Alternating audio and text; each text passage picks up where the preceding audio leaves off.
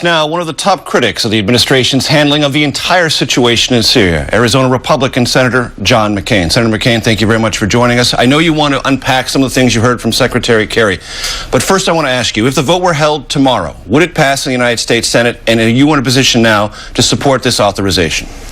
I don't know the answer to that, but a case needs to be made, and I would suggest that case be made to the American people as well, who are, I understand, they're very skeptical. They really haven't had the information. I think they need to make a decision of this magnitude to move forward with whatever military actions we may be taking. So to be clear, you're not sure it would pass, and you're not sure you could support it?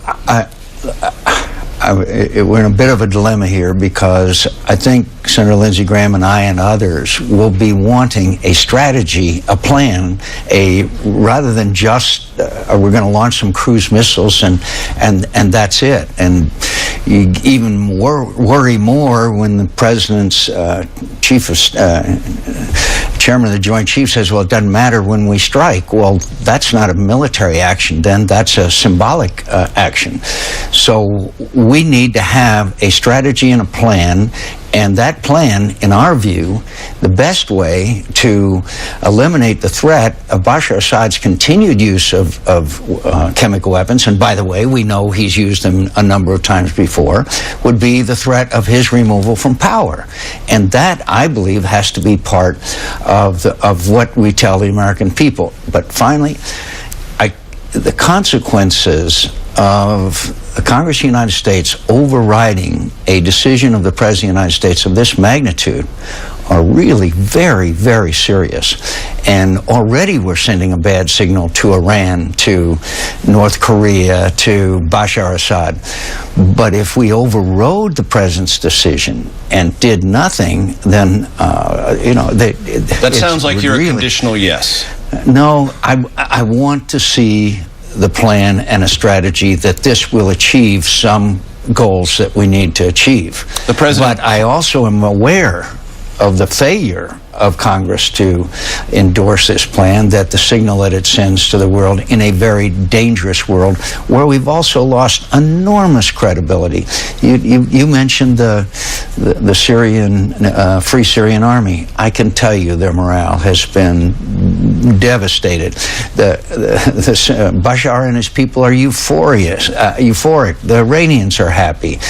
When the President of the United States said that that it was a red line, he didn't say that it's a red line, and by the way, I'm going to have to seek the approval of Congress. He said it was a red line and the United States of America would act. And that is a big difference, and that's one of the reasons why this is so problematic. Was it a tactical mistake for the President now to come to Congress? Should he have acted already? If he had acted as Ronald Reagan did, as Bill Clinton did, as a number of other presidents did, in compliance basically with the War Powers Act, I think that he could have done that. And that would have been a decision made by the president. But at the 11th hour, when the strikes, the leaks have been massive and unprecedented. The strikes are already planned. We know what ships are there. We know how many missiles. I mean, unprecedented leaking. Then a reversal at this point, I think, has serious consequences as far as the steadfastness and purpose of this administration. The President of the United States called you yesterday and has asked you to come to the White House tomorrow. Tell us more. Well, the President said he wanted to talk with me and with Lindsey Graham, and I know many other members of Congress on this issue. I am very glad to do that. But we have to have a plan. It has to be a strategy. It can't just be, in my view, pinprick cruise missiles. And by the way, as we know, the Syrians are moving their people around and adjusting to the possibilities of a well-leaked attack. And so we need that, and we need to go to the American people with it. And this is a horrible. 2 years ago, this was much easier. We've let it deteriorate to the point where it's extremely difficult, and we have now a regional conflict. And those who believe that this conflict can be contained are wrong. Already Jordan is destabilized. Lebanon, Syria has become a haven for al-Qaeda with Syria and Iraq, and it's unraveling. The whole region is going to be engulfed by this, and that would be a threat to the United States' vital national security. You've said this authorization should say more and be more specific about ousting Assad from power. What this authorization actually says is that through a negotiated political settlement, this will be resolved. The United States, through Secretary of State Kerry this morning, called him Hitler and Hussein and a murderous thug.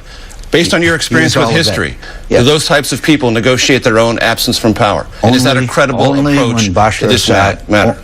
Only when Bashar Assad believes that he is losing. Right now, thanks to 5,000 Hezbollah, thanks to Iran, thanks to Russia, these arms shipments that are pouring in, and we haven't given the Free Syrian Army a single weapon.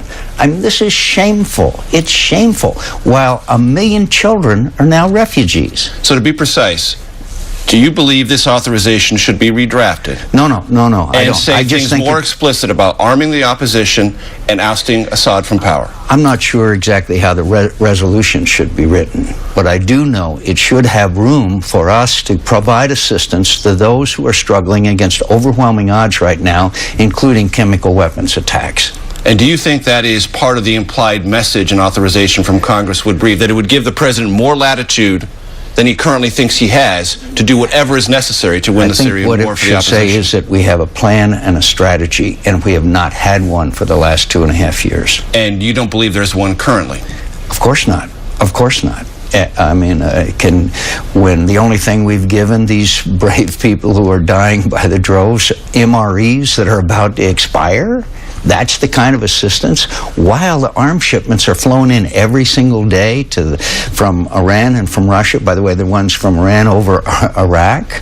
The killing and slaughter goes on mercilessly. And by the way, the people who are doing the fighting and are the major force are moderates. And anybody who tells you anything different, come with me to Syria and I'll introduce you to them.